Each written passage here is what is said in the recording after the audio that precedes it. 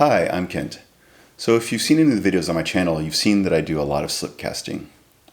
I like this process.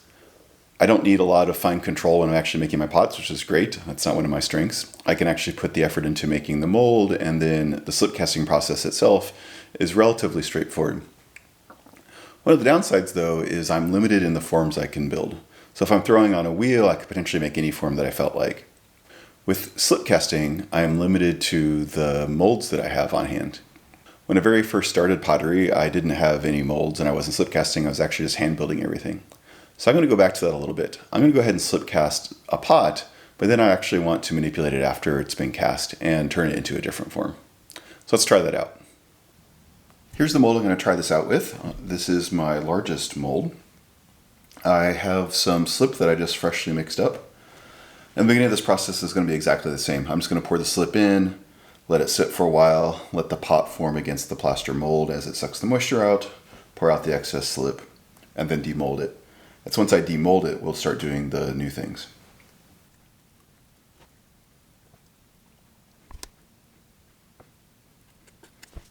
All right, get enough slip to go up over the shelf I've made to capture the slip so there's enough place for it to go down. Good thing I use the sieve because I always have little chunkies. All right, I think the pot has released from the edges, at least it looks that way. Let's see if we can get it out.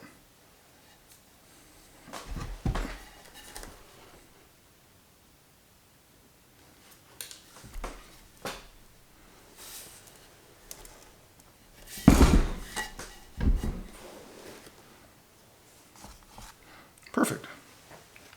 All right, so while it's still pretty soft, I'm going to go ahead and deform it on purpose. So I got some foam here. I'm just going to use that to kind of squish it, I think. So I want to try and turn this one into something resembling a square.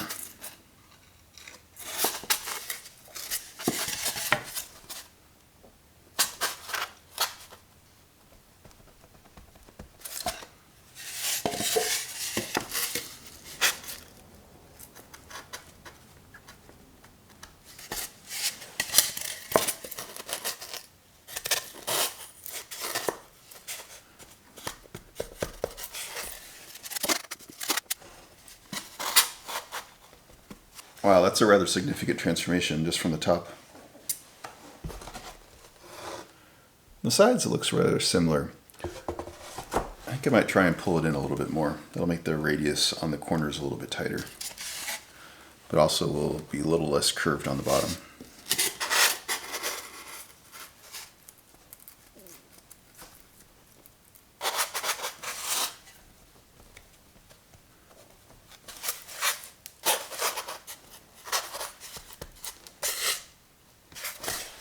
I think I'm going to need to push from two sides at once.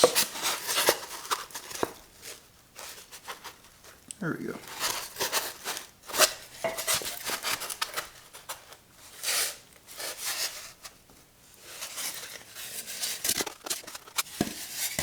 So there it is from the sides. Now the tops now have this little swoop up, going up. I'm not too sure if I'll leave that or if I'll trim it off. I am pleasantly surprised. I'm going to go ahead and let this firm up. I will show it to you when it is leather hard so I can handle it. And here is the final pot. This isn't quite bone dry. It will take another few days to get there, but it's well on its way. So you can see the curved top. This was from the round edge originally, which I think it's an interesting look. Kind of does a little scallop in the edge. And then from the top, you can see the square shape. And from the bottom, so overall, I'm very pleased with this. It's such a simple transformation, but overall it makes the pot radically different. So for comparison, here is a bowl cast just with the round mold.